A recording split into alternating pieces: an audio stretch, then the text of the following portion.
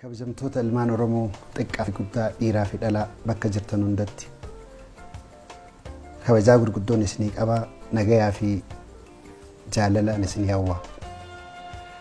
Ani takkaa haasawaas godhee YouTube isaa ta'u Facebook irratti maxxansee hin beeku. Kuni guyyaa duraati anaaf jechuudha. Maaltu har'as fidee jechuu ni dandeessanii? Wanni har'aan tana na fide wooma idduu tana viidiyoo irratti deemaa jiru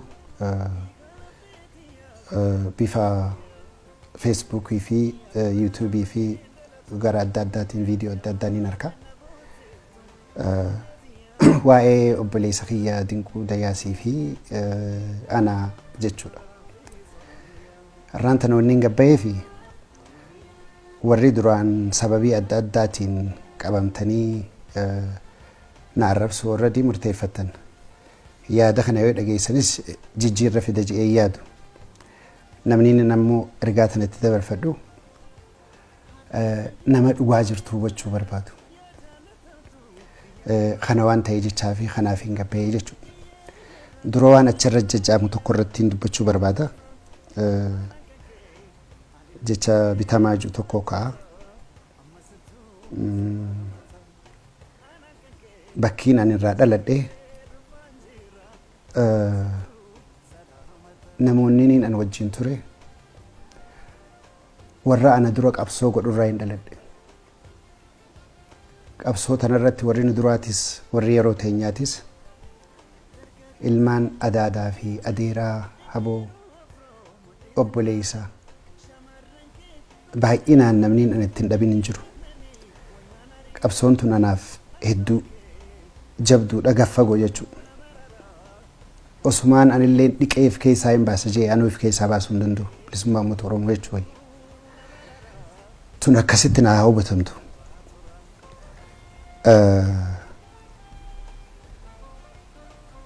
Sooressa qabsoo teenyaa goota hayyuu jaarraa abbaa gadaafaatu nu barsiise akkatti namni haqa fi falmatu. Unfortunately maaliif Oromoon garagara baati jechuu fi isarratti illee tumsaa baanee eega inni du'e gaafaan qabrii isaarra dhaabbadhu namni hedduun na laalaa anaa iyyee booyu. Goota akkasaa dhiisii namni dhalate tokko nama du'aa kana boochise du'a isaatii miti. Nama akkasa rabbi nuu kenneeti haqa isaatii hadoodu ka ummata isaatii falmatu waan inni deemuun hubachuu dadhabnee nuti itti bobbaanaa turre osoo deebi'ee irra kanumaan itti hima jedhee yaada namni du'e hin galu. Hiree harkadhee gaaf tokko Eritreetti waragalee dhiifama jedheen. Gayaa miti immoo uummanni Oromoo hundi gaabbii akkasii keessa akka jiru ni beeka. Uummata akkasiirraa dhalannee uummata akkasii keessa guddannee qabsoon nuuf haarayaa miti jechuudha wanni ibsuu barbaade. Wanni laayyoon qabsoo teenya irraa duubatti kan hin deebifnedha. Kan hin jechuu barbaadu. Kana bira kutee waa'ee kiyyaa fi waa'ee Dinquu Dayaasaa gaafaan biyya tana dhufu ijaan illee warra harku baannu telefoonaan hedduu warra na bilbilee biyyatti deebi'uu qabda biyya galuu qabda jiru keessaa Dinquun nama duraati. Dinquu Iliyaasii wal nu barsiisee Iliyaas biyya tana dhufeeti Iliyaas ibsaadhaa asii nutti bilbilee wal nu barsiisee nama sabboonaa nama gaarii Dinquun akka ta'e natti hime jechuudha. San qabadheetiin anis isaa wajji haasawaa ture. Ammoo diiliin nuti muuziqaa irra godhanne waan xiqqoo gabbu'aa ta'eef diilii biraa Kaysarra wayyaa Open College 2020 Open College Bummaddiin Abdulwahaabii wajji wal ta'eetiin biyya tana dhufee jechuudha. Gaafaan dhufummoo hayyoota keenya namoota adda addaatti gaafadheetiin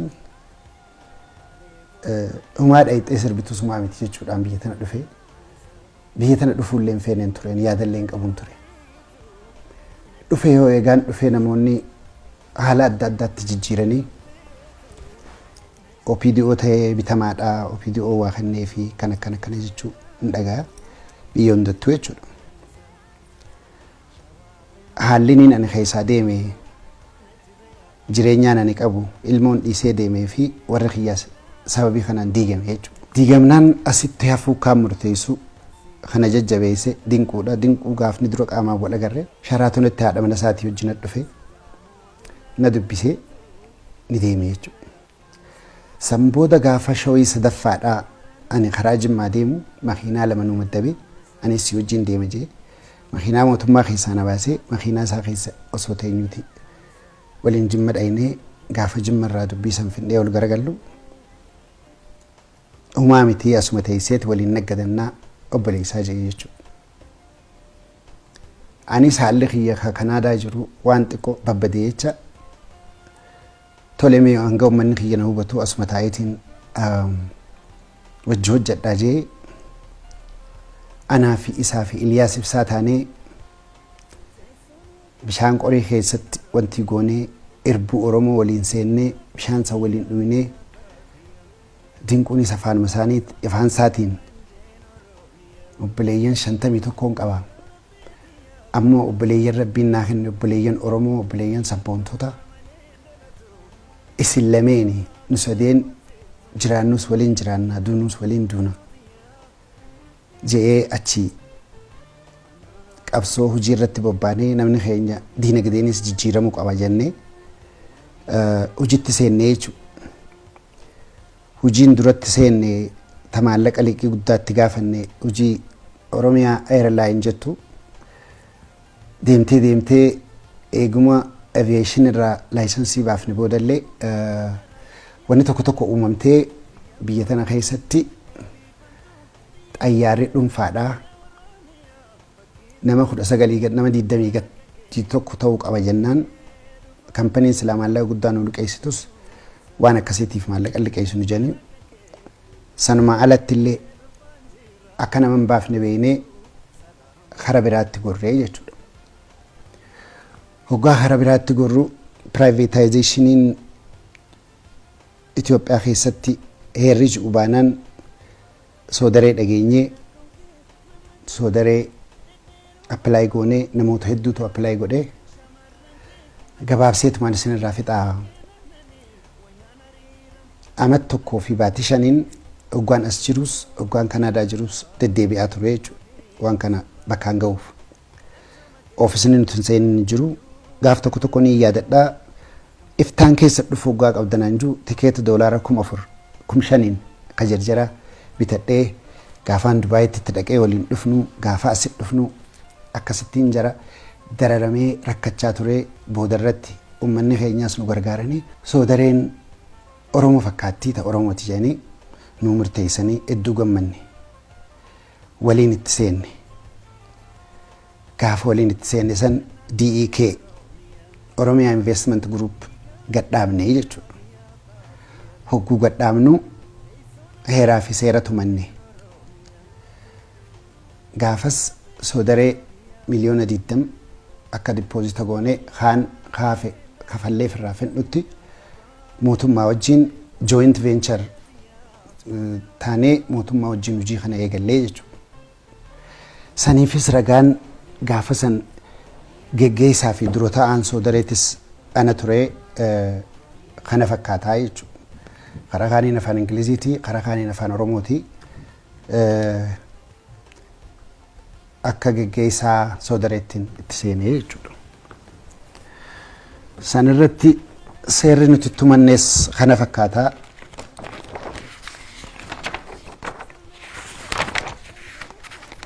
Nun illee laayisensumaan reefu isin garsiisanii footokoopiidha.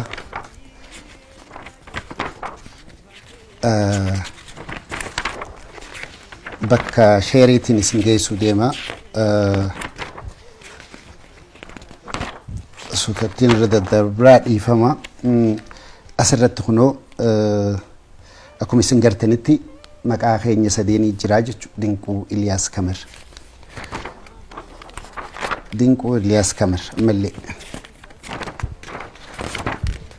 Sheeriin keenyaas kana ture jechuudha. Walqixa ture jechuudha asirratti. Wanni isin hubachiisuu barbaadu.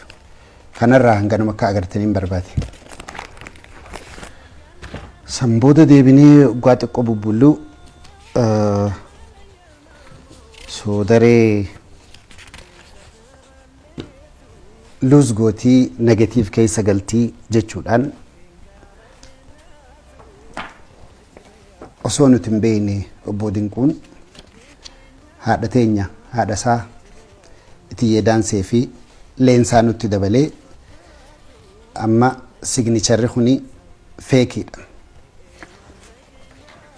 Wanna kun bakka nuti hin jirre ta'ee jechuudha. Nutti dabalee sheerii keenyaa fi Iliyaas parsantii tokko tokkotti gad deebisee asitti farramamee jechuudha. Kana የውዴታ ግዴታ gaafa dhufnee waan kana gaafannu akkana keessan jirtanii kajuu ta'ee jechuudha. Yeroo san keessatti rifannullee wanni takkallee wanni nuti godhuu dandeenyu waan hin jirreef ani karaa kiyyaan fudhadhee duba amma biyya sanitti illee ichi deebi'uu hin danda'u. Maaliin godhaa jennaan waan akka tuurii faajee. Tuurii jennaanis makiinota yaada gaarii jeetumaan fudhadhee nama durattis wal dhaabnee wal balaaleffannee kaleessa obboleessa waliin jennee alagaan nu koflu irra jeetumaan himadhus akkaan immoo naniin beeka. Koortii dhaqus akkaan immoo naniin beeka. Rabbumaaf fidee dubbii tana jeetiin tuurii kana seenee jechuudha. Tuurii seennaan waggaa xiqqoo tuurii hojjannee baatii 5 makiinaa haaree hojjanne kana makiinaa haaree fide kana gubaatii haga baatii 4 tokko hojjannee gibira duraa galchinee makiinaa 3 mootora bishaan itti naqan hagana dinqumaa wajjiniin jira. Itti naynaan waan akkanaati deemaa jira jennaan haalli jiru sakkuuritiifis gaarii miti. Makiinotaas soodaree jala galchi. Laayisensii keekatti hojjettullee fidi. Xiqqoo meechi bahi jee gara Kanadaa saniin achi bahee waan gara Kanadaa achi bahee baatii takka Kanadaa taa'u ji'a tokko Kanadaa taa'u makiinaan takka qabamtee jaan maal taatee jennaan shufeeraatu wayiin balleessee qabamtee jaan V8 achiin as dhufee achi deemuus as deemuus umaa fiduu hin dandeenye. Makiinaa taan dhooysuu qabna jee toleen jeeni osumatuun tanatti jirtu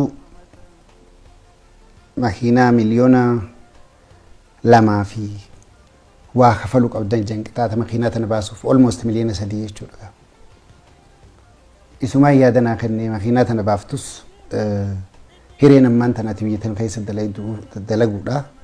Sakkuuritii teetiifis waan gaariin taane jecha ifirraa dhiifturra wayyaa jee toleen jee achi torbaan tokko dhaabbatee makiinaan tun akka mootummaan hin fudhanne Alamaayyoo katamaa haa baafatu jee V8 tana. Toleen jee Dinquun qabeen nageesse achiin na farramsiisee hoggaa na farramsiisee Alamaayyoon bakka 4 kafalaa jee bakka takka kafalee makiinaa maqumatiyyaan ol baase makiinaan ammallee maquma kiyya jirti amma bakka itti isiin hidhamteerraa baate jechuudha. Tana idduu wal dhabbiin tiyyaa fi Dinquu addaan babal'achaa dhuftee addaan fagaachaa dhufne. Maaliin balleessee hoggaan jiruun natti himu waan hundattuu jechuudha. Ogguu kana warri mootummaadhaa makiinaa barbaadanii makiinaas amma achi booda qabanii ani na kasasanii makiinaa V8 takkitti tanarraa inaasuu jira gamma. kasasanii gaazexaarra na baasanii firdi beetiin na dhiyeessan. Makiinaan tun maqaa keetiin jirti siitu farramee baasee akkana jedhanii. Firdi beetii dura dhaabbadheetiin makiinaa tana achii wanni hin jee numaan farrameef waan xiyya taatee fi hogguu maallaqa firraa fixe maqaa isaa jijjiirrata Alamaayyoo Katamaa. Kana jennaan xabaqaatti bitadhee xabaqaa sanii 100 kafalee kaniin makiinaa haarayaas dhabe xabaqaa sanii 100 kafalee daanyaan hoggaa isaan dura dhaabbannee waan kana wal himannu ammallee ni yaadadha. ይህንን ለመረዳት ሰው መሆን ብቻ ነው የሚያስፈልገው። መኪናውንም አጥቶ 4 ዓመት በሌላ ሰው ተነቶ ይሄን ሰው መቅጣት ብሎ ፍርዲን ራካሴ የወፌተ መኪና ተጀለደ ጀመቹ ቀብደጀ ሞራልን ነተቀሜነን ኢሴቹ ህጉ ኸና መኪኖታ ሶደሬ ኸስ ጅረኒፍ ግብርን ከፈለምኔ ጃኒ መኪና መቃክ ይጅርቱፍ ኩነት ድፌ ይጀቹ ድንቁ ብረት ዳቄቲን ከደደ ያብለስ ኸያ ወመድሩ ወጅኛን ላሊ ኢርቡ ሰላሊ መኪና ተነርካ ቀብዳ ስራ ፍለቹን እንደው ኒቤታቲሲ ቢየውን ዳርካ ቀብዳ ራካ ፈልየናን ኒዲዲየቹ አመተ ለመዳ ድፌ ከለመዳ ረት ከድፌ ማለኒን ሶል ወያዋ ድፌ አመታ አፍር ከነ አመት ሰዲ ከነ ድሮ ይቹ يوخام مخينا سن قبنا يوخام مالا كفلو قبدا جان مخينا افرن اسبري جرتو سنجچو مخينا ورك كينجرتو نمبرات دمت باجرا مخينا مقبدان جينجچو akka gogodhanin beeku makiinaatti dhiisaniiti anuma jala dhufan nibrata ati harkaa qabdu qabannaa jedhanii jechuudha. Osoo deemtuu dubbiin tana geessee sanirratti makiinaa qabuutti dhiisanii iddoo tana waan gogodhan beeku callisan amata waa hedduudhaaf. Dhiyeenya kana waggaa wanni soodaree kaatu baankii tiyya aggadanii gaafii lamaaf gaafatamtaa tokko kan makiinaati kan biraa ka soodareeti kan jedhu natti dhufee jechuudha. Jennaan anuu soodaree keessa hin jiru bahe makiinaanis akkana akkamitti kana ta'uu danda'a jennaan kuni seeraa jechuudha. San dura dinquun gaafaanii nani biyya tana dhufu bakka sadii irraa shillimaatiin naa kenname kalafaa. Tokko diree dhawaa ani inchi tokko gurgurre irratti hin jaare. Kaan Jimma miitira tokko gurgurre irratti hin jaare. Ka Adaamaa cirracharran naqee xaxarii fidee simintoo fidee sibiila gimbiitti ijaarradhee balbalatti godhadhee ogunan jalqabu ka'u ka abbaa kiyyaatti fi ka obboleessa kiyyaa jeetiin fuudhee kan lama dhibba lama jechuudha.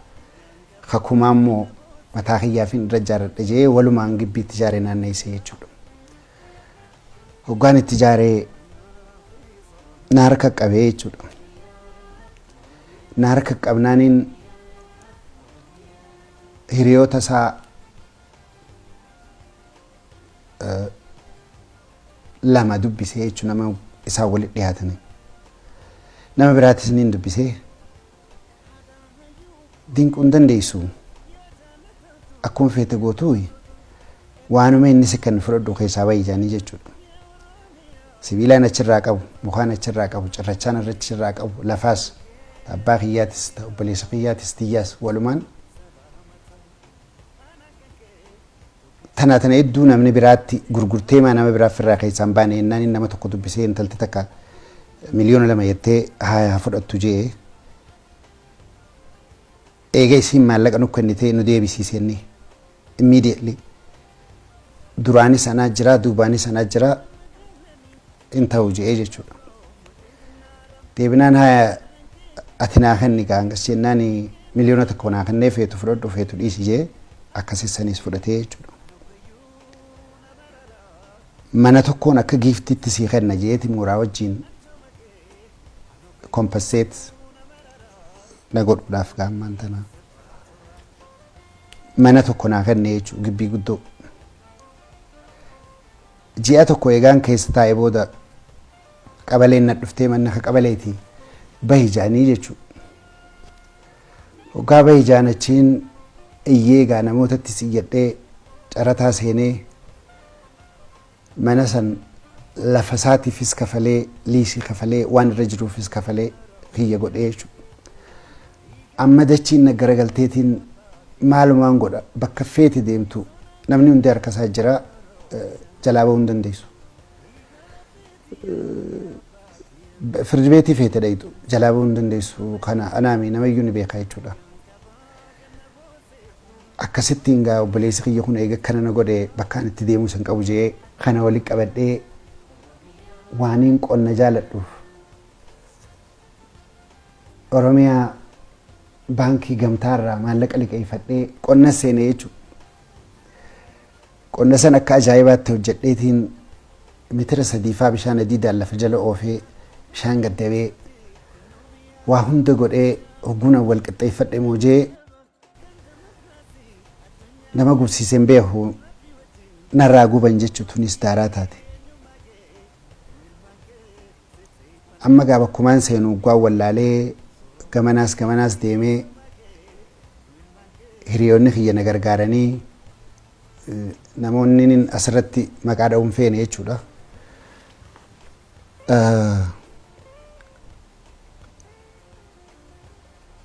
Wanni lafa san irratti narraa gubate miliyoona 28tti warri ani geesse naa gammatee mootummaan ammoo dhayxee maashinaa fi tiraakteraa fi motorsaayikilaa fi waan achirra jiru hunda miliyoona 21 fi 800 naa gammattee amma ammaatillee homaa irraan argine jechuudha. Anaa kanaa wajji qabsoo keessa jiru baankiin tun argatamtee haareetti maas jechuudha. Baankii tiyya ogummaan dhaqee baankiin ta'e qabamtee jirti waa'ee Sawudareetti jedhanii Sawudareen waaltaarraa maas dhaamsi dabree Dinquu Eliyaas Qamarii jedhan. Kabiyochi dhaqeetiin waan kana keessaa ba'e akkana jennaan mootummaan jara lamatti dabalame kana hin beeku. Isin lameen beeka waan amma qabame kana osoo hin ta'in waan biraatiifuu itti gaafatamuuf teessanii naan jaan jechuudha. Achi hin dinquu harkachuudhaaf Eliyaasitti bilbilee jechuudha. Eliyaasitti bilbilaan guyyaa lamataa wal nu qunnamsiise.